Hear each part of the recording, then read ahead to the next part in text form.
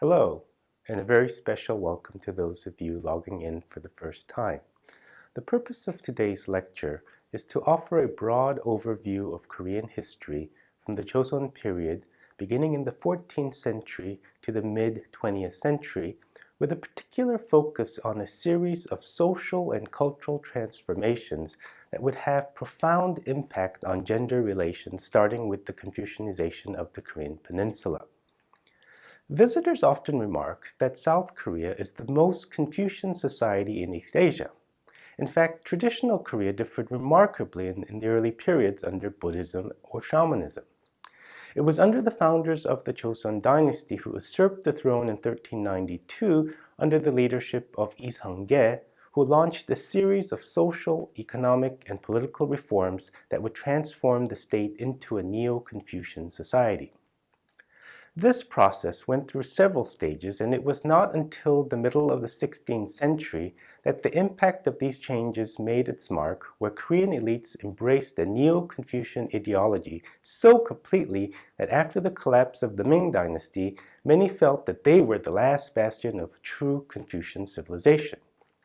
In fact, Confucianism has been remarkably resilient and has been able to survive into the modern era.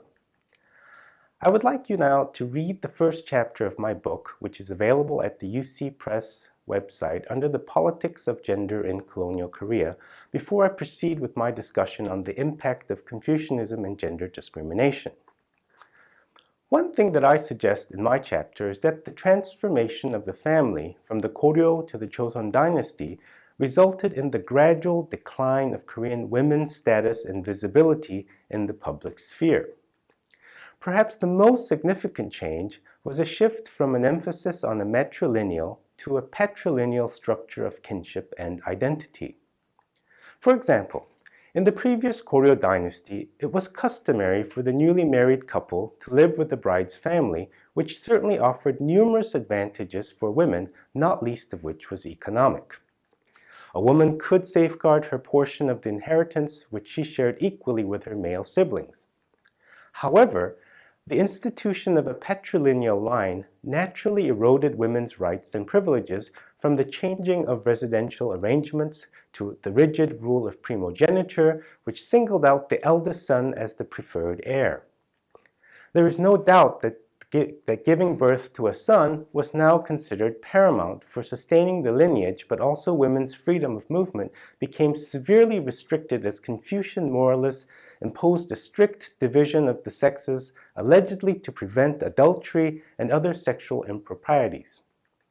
Over time, these meticulous laws about family relations sought to maintain parental authority, the prerogatives of social class, the discouragement of illegitimacy, and the domination of men in inheritance matters.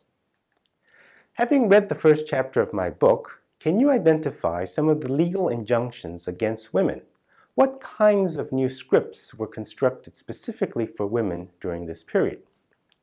Were you able to identify 현모양처, wise mother and good wife, 삼정지도, 3 rules for women to be obedient to her father, her husband, and her son, 추가웨인, an outsider who will leave a house, and 칠거지약, literally meaning the 7 evils?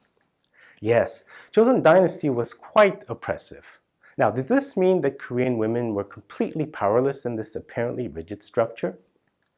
If one looks at the 7 evils rule, which included the inability to bear a son, disobedience to her parents-in-law, adultery, displays of jealousy, chronic illness, theft, and talkativeness, how many men do you think were able to use these clauses to divorce their wives?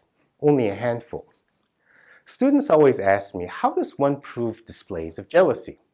If you're a Korean drama fanatic like me, there's always an episode where the eldest son buys his wife a nice pearl necklace and his mother gets extremely jaded because she feels her son is an ingrate and should have given her one as well, given how much she has sacrificed for him. I'm sure you're all aware how much Korean mothers invest in their son's education today. The daughter-in-law has contributed to creating an atmosphere of jealousy. But does that mean that's enough for the son to get a divorce? That rarely happened. In other words, even if they paid lip service to the 7 evils rule, women were able to direct it to their own interests and in terms of actual choices and decisions of who influences whom and how.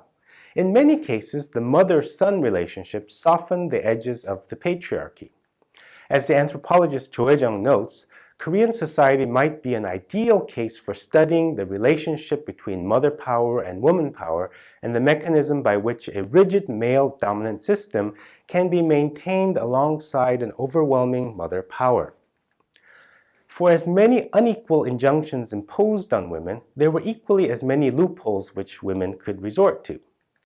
Can you identify some of these loopholes? What kinds of residual forms of power were women able to retain through subversive venues? What about women from other social classes, such as the female shaman and giseng? Were women completely powerless?